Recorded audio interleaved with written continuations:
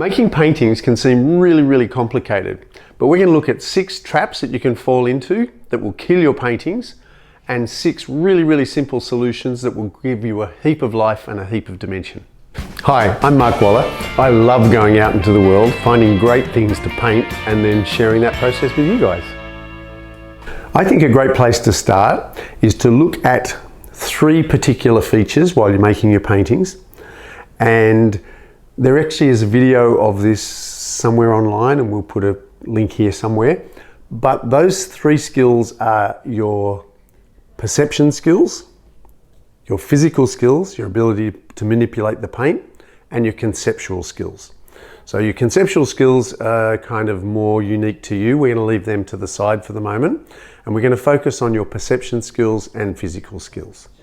So the traps that I mentioned before all spin off those particular skills, and specifically your perception skills.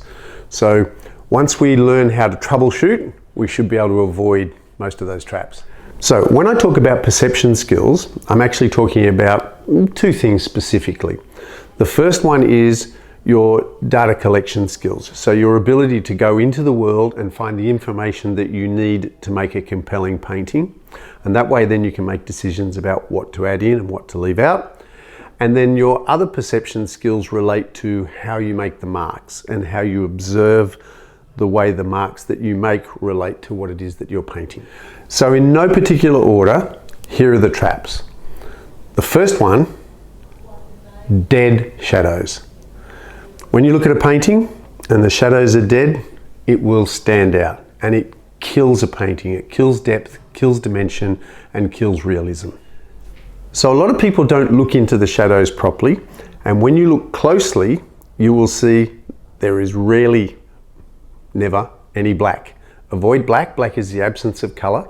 When you start looking into shadows, you'll notice that there are planes in the shadows, and they will be leaves or a wall or something, and they're always going to reflect light. There is always going to be in the shadows a variance of light in some small way, and you have to train yourself to start looking for them.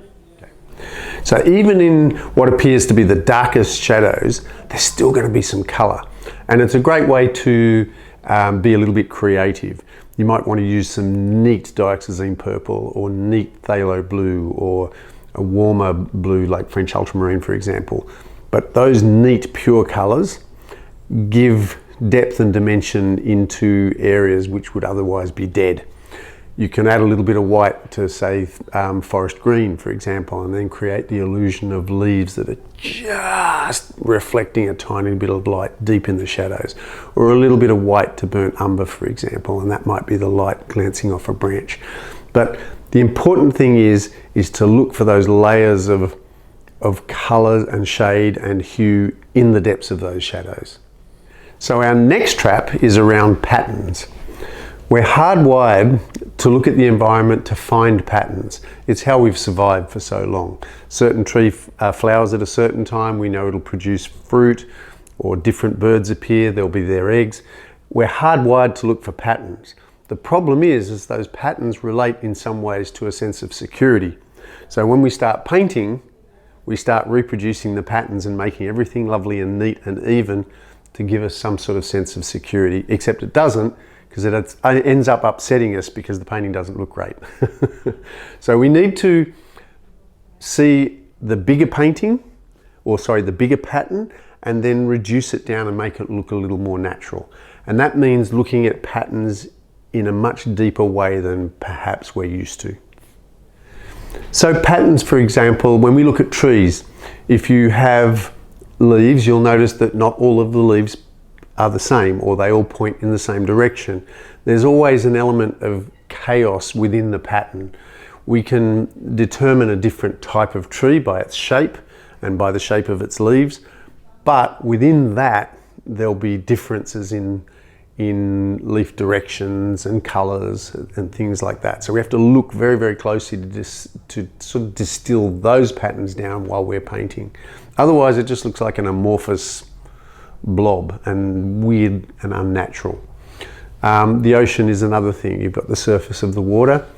The tendency is to do these lovely little scalloped shapes. that are all even and the same, and unfortunately, it doesn't work that way. Again, that's one of the things that will make your paintings look dead and uncompelling. I don't know if that's a word, but that's another trap. So look really, really carefully at your patterns and make sure that you're not reproducing them in a machine-like way. That's probably the best way to say this. Make them sort of flow and a little bit broken up and perhaps less patterny. If you find yourself falling into that pattern trap a little bit too much, try using the other hand and see if that breaks it up a little bit. Just a thought. Another way to avoid patterns is to change the way you hold the brush, for example. Hold the brush further away and roll the brush as you do it. Now this leads neatly into another trap, which is texture.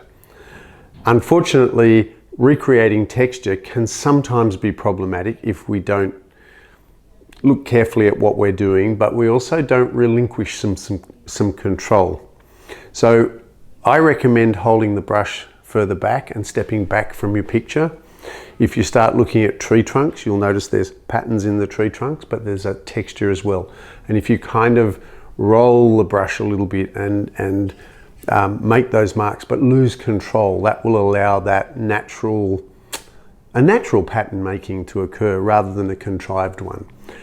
It will also mean that you sort of step out of it a little bit and it becomes more natural, obviously. So as you can see, texture and patterns are sort of woven in together. But by talking about texture in the way that I have, I'm talking about physical skills. I mentioned earlier on we had our perception skills, conceptual skills, and physical skills.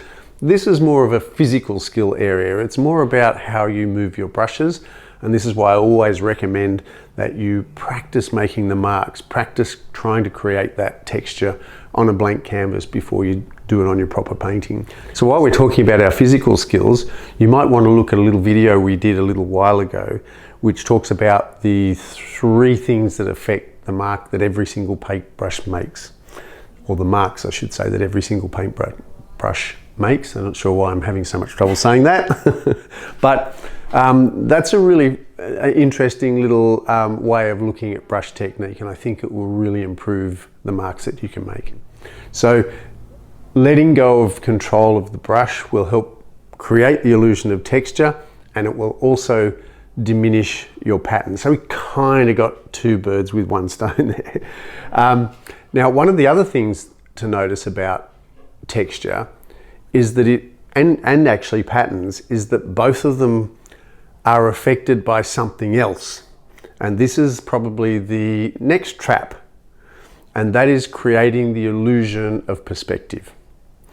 And so when we're creating the illusion of perspective, it's really important to remember this thing, and that is that objects in the distance will appear smaller and flatter, either vertically or horizontally.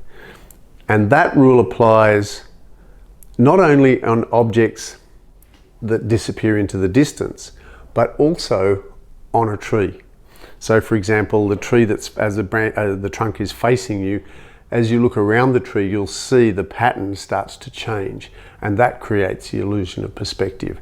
So this only highlights just how much time we have to spend observing closely nature and questioning everything. Why does that do this? Why does it go there? How do I make those marks?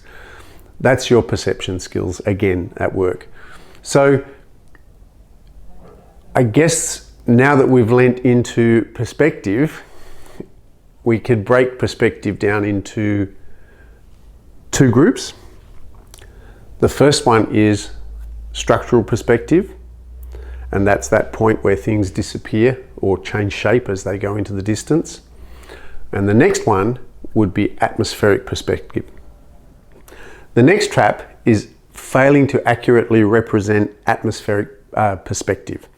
Now, atmospheric perspective is the idea that objects in the distance will have more stuff between you and them. So underwater, for example, we've got reef in the background. Anything that has more water between you and it will obviously be affected by the water. It's exactly the same in the air. Air has stuff in it. As soon as there's any wind and any dust stirred up, those particles that are in the air will disturb the appearance of objects in the distance. And that's why hills in the distance quite often look blue. So it's one thing to be able to understand atmospheric perspective in the middle of the day. You can kind of bluify things by pushing them away. But as you transition later on into the day, you start to realize that those colors change and you can't paint a hill in the background blue anymore. And the reason for that is because in the atmosphere, as I mentioned before, there's particles. But as the light changes and we go through the light spectrum, it starts to lean into the yellows and then into the reds, etc., etc. All of those particles in the air will be colored by those colors. So it's a really nice idea to work out what color the sunset is and then add that color to each of the objects. And of course, the closer to the light source, the more it's going to be affected by the light. So atmospheric perspective is an incredibly compelling concept to add to your paintings, and it really makes them interesting. You can really create a lot of mood and a lot of energy in your pictures just by the addition of a little bit of color to push things away into the distance.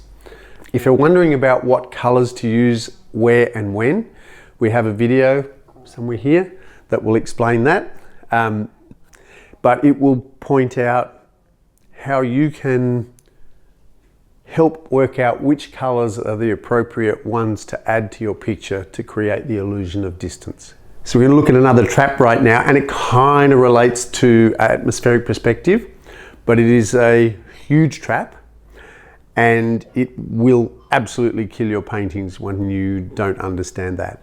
And that is having an understanding of how color relates to light, basically. So what we're going to look at is a principle called warm to cool. And when you see this and it makes sense, it completely changes your paintings. I remember being super excited when I discovered this. I wanted to paint sunsets endlessly just because I wanted to do that warm to cool thing. And the theory of warm to cool is that objects that are closer to the light tend to be warmer than objects further away. Now, on the surface, that seems, I guess, quite simple. But when you start looking at the objects within the picture, you will notice that those same objects have warm to cool within them. As a tree, for example, a tree in the distance will be cooler further away from the light source, and that a same or similar tree will be warmer as it's closer to the light source. But if you look at each of those trees, you'll see also within those trees a transition from warm to cool. And that will create a beautiful sense of dimension and realism in a picture. And it's a lovely way of getting these, you know, when you see late in the afternoon and that lovely gold hits the edge, and then you've got a tree that's next to it a little bit further away from the light source, and that's sort of a greener gold. Anyway, I'll leave you to make all of those discoveries for yourself. But honestly, I've actually got goosebumps thinking about it. It's beautiful. It really is. When you really discover this for yourself, it will completely open up your world as far as painting's concerned. You'll start taking on paintings that you probably never would have before, because it becomes a fun thing to do rather than an exercise in psychological destruction. So as you're aware, some of these things I've been talking about fall into the perception skills and the physical skills. This one is both, and it's another skill that you can develop that will help you sidestep a lot of traps. And that is your ability to make a gradation of color or tone. When you start looking, you'll see that there are gradations of color and tone everywhere. And we've done a lovely little video about that somewhere here-ish, somewhere there. And that explains it nicely and simply, I think.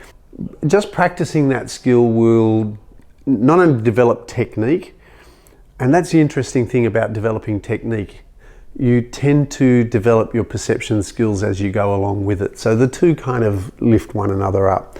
But I really recommend taking some time and developing your ability to blend and transition softly from one color into a next. It'll solve a lot of problems. So these are the babblings of a paint addicted fool. I'm not going to die on a hill protecting them, but hopefully they're useful for you, and hopefully they'll kind of isolate some problem areas. We'd love you to become a YouTube member. There'll be some perks involved, and it helps us continue to do these wonderful videos.